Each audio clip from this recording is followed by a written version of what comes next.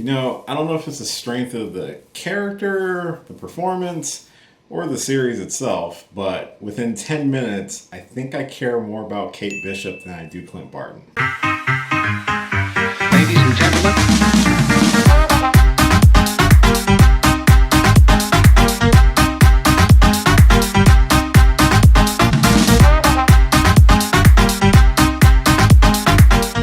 Hey, what's going on, everybody? It's your boy Will, and we've got a new series to deep dive and give spoiler reviews for. That's right, Hawkeye has premiered on Disney Plus. The first 2 episodes did drop this week. I'm going to give you my spoiler-filled review and just thoughts on the first 2 episodes as a whole. It's only a 6-episode series, so it's actually going to be pretty quick, hopefully. And we'll see how the pacing goes and see how the character developments develop. So this is a spoiler review, as all these episode reviews usually are. So if you haven't watched the episodes yet, please pause the video, go watch the episodes, and come back and hear my overall thoughts on the series. And also, if you are new to the channel, hey, how's it going? My name's Will, and I do this type of stuff: reviews, reactions, discussions, some rankings, some gaming, some drinking, a whole bunch of stuff, but it's usually all wrapped around geekiness. So if that is your bag, why not subscribe to the channel? It would really help me out and really make me feel really oh so special. And I'm so close to 400 subscribers. You have no idea.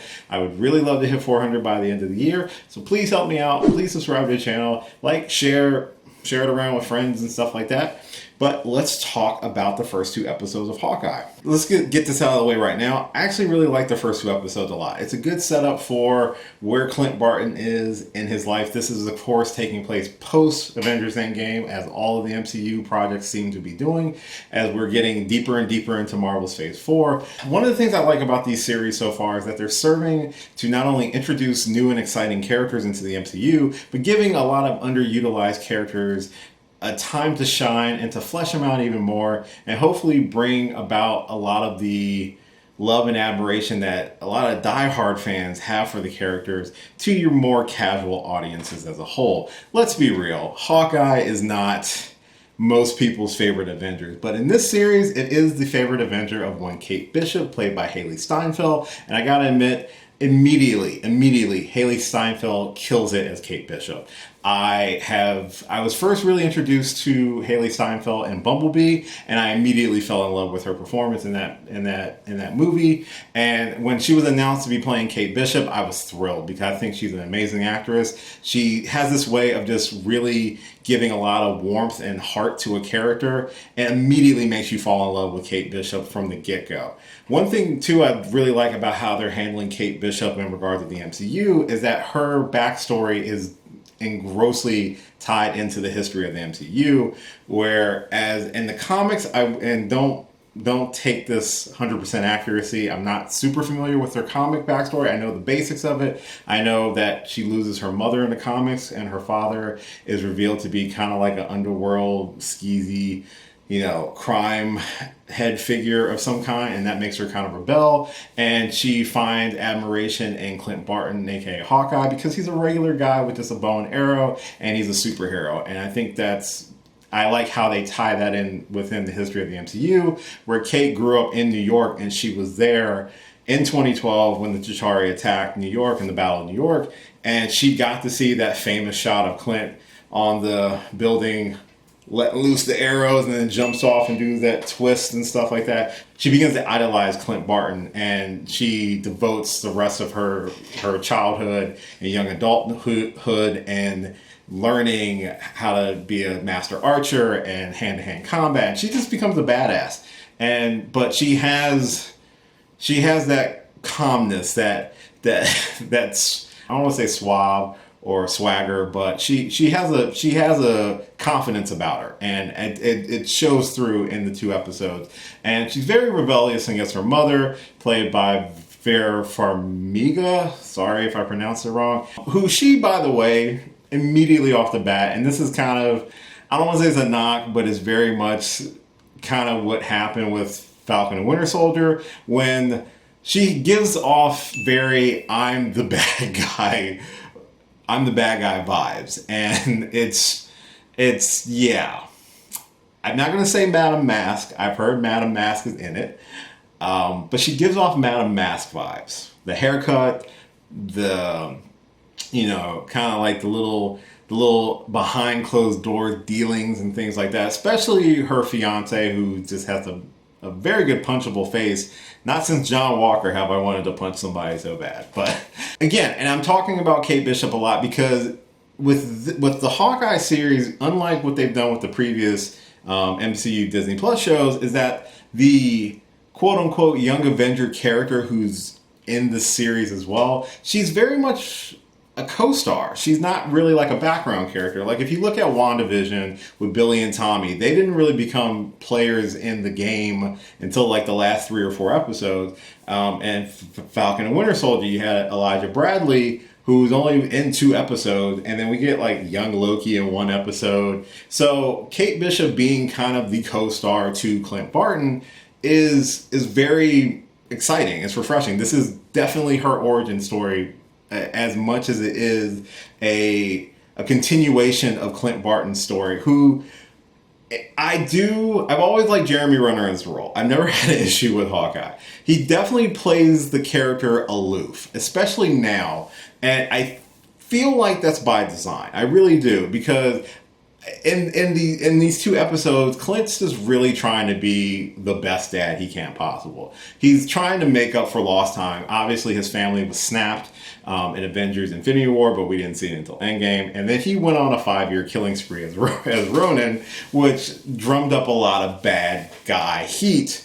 And the whole reason he gets sucked back into this is because Kate finds a Ronin outfit and ends up beating up some thugs on TV and saves a dog, Lucky the Pizza Dog. We'll get to Lucky in just a second. But that attracts the attention of the Tracksuit Mafia, they've got to just be comic relief for this series. And it's hilarious. They're funny. But he gets sucked back into this world since he's in New York trying to give his family a good Christmas.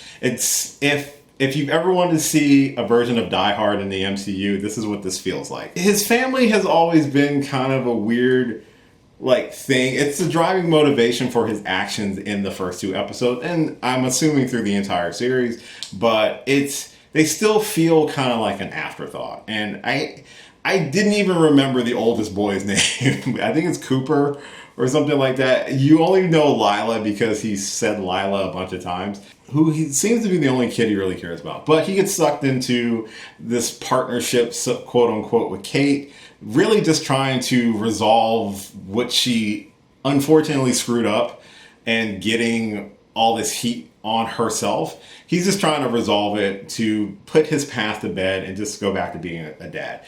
And I feel like the series is really, really going to explore not only Clint's acceptance of being a superhero, because we see it throughout both episodes, the impact that he has had on people in general. When they went out to dinner, the restaurant comped his meal because, hey, you're Hawkeye, you're an Avenger, you saved the city, thank you so much. And you can see it on his face, he's very uncomfortable about it. He doesn't want to be in the limelight. He never has. And that's one of the most consistent things about his character in all of the MCU iterations of him. He doesn't like being a superhero, and he just wants to try to be a good dad, even though he's kind of failing at it, which explains why he's going super hard on trying to be a good dad. You see another facet of what I'm hoping they're going to explore more with these remaining 4 episodes. But Clint is definitely suffering from some sort of survivor's guilt. He takes his family to a Broadway show called Rogers, which is it's a Hamilton-style version of Steve Rogers' life, and they show the Battle of New York, and it's got some quirky little lines in it, which are meant to be uplifting and positive, but definitely come off kind of dark. And when you think about it, that was probably one of the most stressful situations of his life, and it's been reduced to an upbeat, poppy Broadway musical, and you can kind of see his uncomfortableness while watching it. Besides just the general trauma, you can tell based off the references to Natasha Romanoff throughout the first 2 episodes, between what his daughter referenced during the play, as well as his wife when he was on the phone with her, talking about how he's going to pull a maneuver that was made famous by Nat. He definitely has survivor's guilt. It's apparent, and considering how hard he went to try to die during Endgame, and not have Natasha sacrifice herself. He has some form of survivor's guilt, which is probably going to lead into the confrontation. Spoiler alert for Black Widow between him and Yelena Belova, who was Natasha's sister, who's supposed to be making a cameo in the series, played by Florence Pugh, and that's going to be an interesting and very traumatic confrontation, most likely. I'm hoping that they really give time to flesh out that sort of storyline with Clint, because I think it would help give his character one of two options, is just a theory I have, to rather give closure to the character and officially pass the mantle of Hawkeye from himself to Kate Bishop, or give him some sort of rejuvenation and to being a hero, because I'm hoping that slowly throughout the series he discovers that, yes, even though he does not like the limelight, he does not enjoy being a superhero, he has made such an impact on people's lives. The restaurant owner, the guy who accidentally got his hands on the suit and was using it in a LARPing scene, which was hilarious, by the way, and who was just elated at the opportunity to do something with Hawkeye, to even Kate idolizing him to want to be like him, and trying to help him understand what kind of impact that he's had on people without even knowing it. And I think that's one of the things or the concepts that this series is going to try to tackle in the next 4 episodes. There is kind of a murder mystery mixed in, but again, it's you kind of already know who did it, so that's kind of not the underlining through line for the series. I think we're going to get some really cool cameos. By the end of episode 2, we got introduced to Echo, played by Alakwa Cox, I remembered her name, who is also getting her own spinoff probably in a couple of years. They announced it, I just don't know when. But she's portraying Echo, who is a character who is very similar to like Taskmaster, where she can perform any sort of moves or abilities, or she can learn how to do things just by watching it once. She is a hearing impaired character. I'm sorry, she's completely deaf. She actually, in the comics, I believe she picked up the mantle of Ronin for a while. So she served on the Avengers and other things like that. So I'm curious to see how they flesh her character out as well, because she's appearing to be an antagonist at the beginning. I'm assuming, since she's getting her own series, she's probably going to become some sort of rather anti-hero or ally, most likely by the end of the season. There are rumors of other characters making appearances. Like I said earlier, Yelena Belova's character is supposed to be making an appearance. There's rumors that Wilson Fisk, played by Vincent D'Onofrio, might make a cameo as well. So it's going to be interesting to see where these remaining 4 episodes take us. I do love the chemistry between Clint and Kate. I think it's fantastic. It's one of the strongest aspects of this show, and I think that's why the show is working for me so far. Because although that Jeremy Renner is playing Clint very aloof and very low key, Kate is a perfect balance for Clint's sort of mundane energy with her sort of hyper energy, and I think they balance each other out. And this partnership should help both of them become the best versions of themselves. And that's something I'm excited to see in this series. I'm curious to see if my theories on the mom are going to be correct, and she might end up becoming the big bad of the episode. And I also like how the series is very street level. It's not going super hardcore. It's very similar to what we got with Falcon and Winter Soldier, where it's very ground level. Albeit that one still did have super soldiers mixed in. This one is total street level. I wouldn't necessarily compare it to Daredevil in the aspect of grittiness, but it is very street level. The tone of this is also very different compared to what we've gotten so far. It's a mixed bag of tones. It can be serious and kind of thought-provoking in one aspect, but then it gets super jovial in another aspect. It's very buddy cop comedy type of feel, not like with Falcon and Winter Soldier, where I think this is going to take it even further into the comedy aspect than they did with Falcon and Winter Soldier. I really liked these first 2 episodes. I think they were a good start. I kind of would have rather them only revealed the first episode this week, But I get it. You want to try to get people engrossed into the story, and they probably feel like they have to do extra work because of the Hawkeye character, which it's a little bit of a downer, but I feel like the series is also playing that up a little bit as like a meta narrative of how the fans see Hawkeye as kind of this nothing Avenger or kind of a nothing character. You kind of see that, and it feels like they're trying to explain it in universe with him being very low key and not wanting to be in the limelight, or even when they're walking through downtown and they see the heroes on, taking pictures with people, and Kate points out the archery person and is like, is that supposed to be you? It's like, no, that's Katniss Everdeen. So like, he's not even there. And even during the Rogers play, Clint wasn't really, like, Hawkeye wasn't really a major part of that play. Like, they got a few lines, but it wasn't anything major. It's not like all the other characters. And they even had Ant-Man there, but Ant-Man wasn't a part of the original Battle of New York. So I like those aspects and those little elements of the episodes as well. They also show Clint being kind of a little bit more of a badass than he's had an opportunity to play in most of the movies, outside of being an archer. Like, he was able to stealth through to get back into one of the areas that they had to abandon, and he's a good character. I'm hoping the series does a lot for the character to get other people on board with Hawkeye as a character. I feel like people are on board 100% with Haley Steinfeld as Kate. She's just such a great performance, and I love what she's done with the character, and I'm looking forward to the future of this character, because we're obviously setting up for Young Avengers down the road. When we'll get that, I don't know, but Kate is an integral part of that team and that roster, and I'm super excited for what the rest of the series has to hold. Hopefully you will stick around. Hopefully you will check out those reviews as they drop.